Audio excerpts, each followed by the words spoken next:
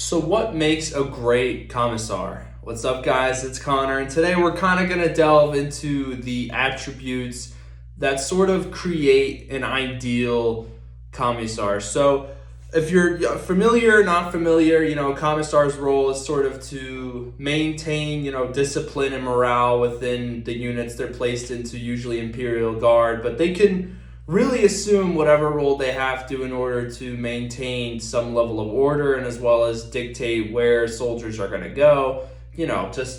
Just think of them, they're versatile in that aspect when it comes to war. These guys and gals are capable of filling in where they're needed. But what makes a great commissar? What makes the commissar stand above the rest? Where as I came into the setting and I came into Warhammer, I was figuring out what everything is, and I'm still figuring things out. I still am learning about things and achieving my status as lore master, if you will. But when I think of commissars, I was thinking of sort of more meme lore instead of actual book lore. So when I say meme lore, I would really equate it to things like this.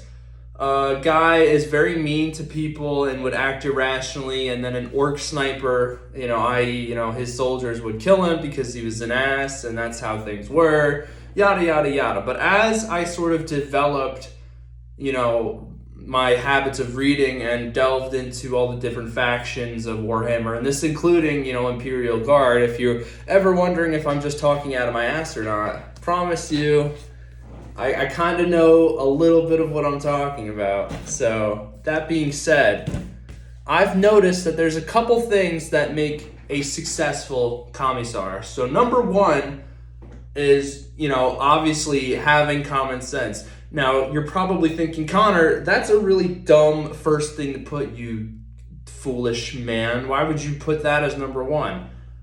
Well, there are quite a lot of illogical people in Warhammer. In case you haven't noticed, the setting is quite over the top. But commissars like Kane and Ibram Gaunt are pretty goddamn smart and, in a common sense way. Common sense is not so common. They know when to be, brutal, cold, calculating as such, and they also know how to make actual rapport and develop a connection and understanding of each soldier they're with. This is really prevalent in Gaunt's Ghost, the first and only I'm reading out right now. Gaunt has a very good, mental picture and paints it to the audience when reading this book. He can clarify who these characters are in the Ghosts, what their services are, how they provide said service, who's a munitions expert, who's, the physical brawler of the group, and how each integral part they play acts in the Gaunt's Ghosts, in their founding and all that and such. It's important. And Kane does this as well with all the people who work under him, and then people who work with him, Amberly, Jurgen, all these people. Kane can adequately describe who they are, how they work, how to get on their good side, and how he leverages his relationships with people to ultimately work out in his favor. Again, these are common things. This is common sense, but it's not so common in Warhammer. But the commissars who sort of take this attribute and utilize it to their best ability often see success. Ibram Gaunt does have the respect of the Ghosts. He is a qualified warrior, and as such, the other people who serve under him recognize that when the man says something and tells you to do something, he's not just saying it because he's a pompous prick. He's, again, an intelligent, soldier who's been in the grime and dirt with his other soldiers. He's not just some Imperial High Lord, and he's not a Lord, militant commander who's just chilling. He's not. Same can be said for Kane, even though he's just kind of a goofball, but that still is there. Second attribute sort of coincides with the first in that they have really good social versatility in the fact that a commissar, while yes, is supposed to be an authority figure and can act as a, enforcer and scare you into discipline and morale, oftentimes, more than not as I've observed, commissars who seem to almost like social chameleon-esque. They can really ebb and flow with who they talk to and how they should approach a conversation with said person. A good commissar knows how to talk to his superiors in a way that it's more bureaucratic, and obviously rules and regulations. This is how we talk because, you're a rich, guy from some hive city and you're cool, and this is how I follow orders, and I'm just being respectful. And then they talk to their soldiers as you would with, your friends, but they also know how to snap out of that, and the camaraderie ends and the superiority of the chain of command begins. So again, may coincide with the first attribute I listed, but the versatility is also extremely important, because if you are serving with someone who's just your friend, there's not a sense of urgency there. But when you serve under someone who you respect, but also fear and also kind of dislike, and there's a healthy mix of all three, it's an effective unit because everything is sort of balanced. And maintaining balance is hard, which kind of leads me into the third attribute. Kane and Gaunt do a really good job of maintaining balance for the most part. When things get insane and normal people are introduced to Xenos and horrors beyond the warp, chaos, for example, they know how to weave through these things. They know how to say, I don't give a shit if you're afraid. You're going to die for the Emperor and live for the Emperor. Such is life and such is how you were raised, for the Emperor. Obviously, again, this seems common knowledge maybe, that this should be expected of soldiers to die for that. But think of it this way, when you are face to face with someone who was your friend, but now they have tendrils and eyes and their face is upside down and they're talking through their eyes, you may be a little perturbed. I would be, if my friend John just decided to grow 6 eyes and was espousing a dead language to me, I would probably be a little concerned. I would be, John, I don't want to do this. But I'm going to have to do it because Gaunt's going to come around and say, what are you doing? For the Emperor, kill him now. And I would, because Gaunt's a good commissar, and again, he knows how to slip out of it and maintain this control. Kane sort of does it to a degree. Like, I remember in one of the stories I was reading, it was if anyone can remember the name, feel free to drop it. It was with the Tau, and they were investigating why, because the Tau were encroaching on Imperial worlds, and there was a bunch of stuff going on there. I'm not going to get too into it because I don't remember half of it because I finished the book a while ago. But there was an incident where he was meeting with a governor, and there was a water caste diplomat there, and something went off, and it was about to be Xenos versus Imperial delegates, and all this was going on. And I remember Kane really socially maneuvered everything and kept everything really smooth and under control.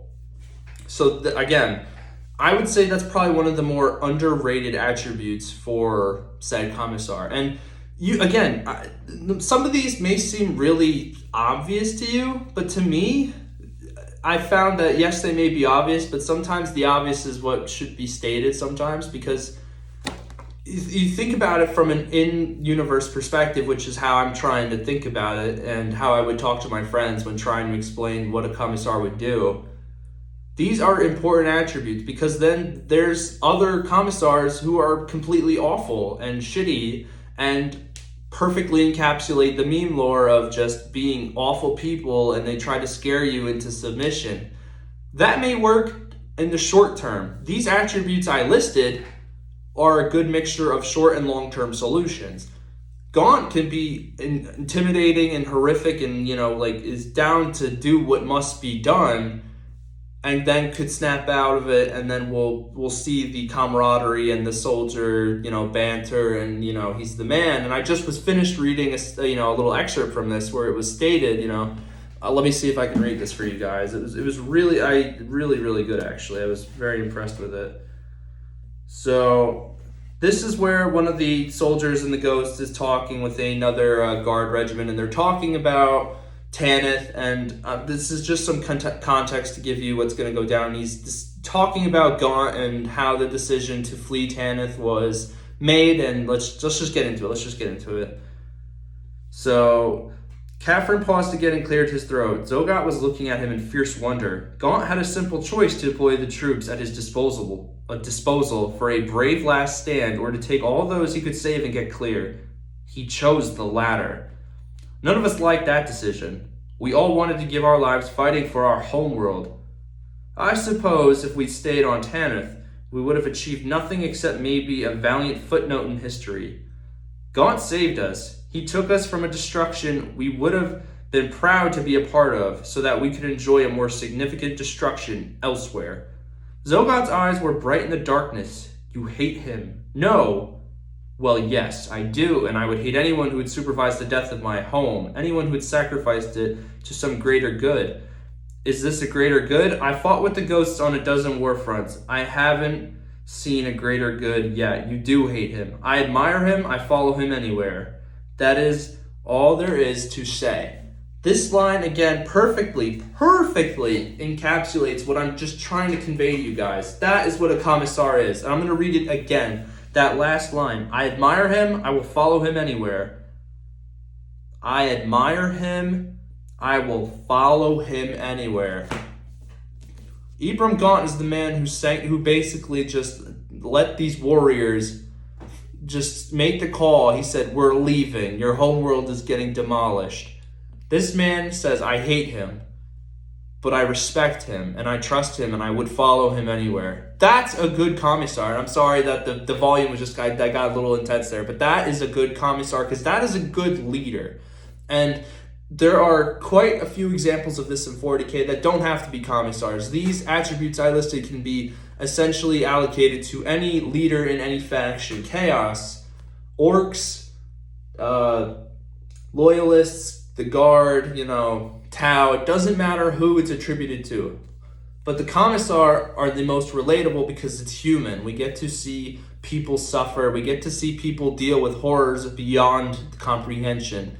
And we have a man or woman put in a position over, platoons of people and, other soldiers who've seen war and seen the unbelievable. And it's their job to maintain morale. It's their job to do the dirty work. It's their job to memorize every bit about their soldiers. And that's what makes them good. Obviously, these are pretty self-explanatory and pretty surface level takes. But I did want to talk about it because there's a lot more examples of shittier leadership in 40K than good leadership. And commissars, obviously, like any leadership role position in 40K and even in life, vary. There are some really good leaders and there are some very good soldiers. And then likewise, we've also seen some pretty shitty leaders in 40K, and we've seen some pretty shitty characters who try to do things that are awful and, malicious and commit atrocities. And they use fear as a tactic instead of fear, loyalty, and for using fear as a tool and not as like an overall domineering sort of theme for how they rule. So anyway, I don't want to ramble on anymore. Those were just, some of the attributes I would say make a really good commissar. If you guys have any others you want to put down there, sure. If you want to put down any comments about some examples of some really shittier leaders from 40K, please feel free. Otherwise, video's pretty much over, guys. So if you like the video, it's always appreciated. And expect more. I'm going to do another mini review on the first and only, so stay tuned for that. But I am out of here, and I will see you guys later.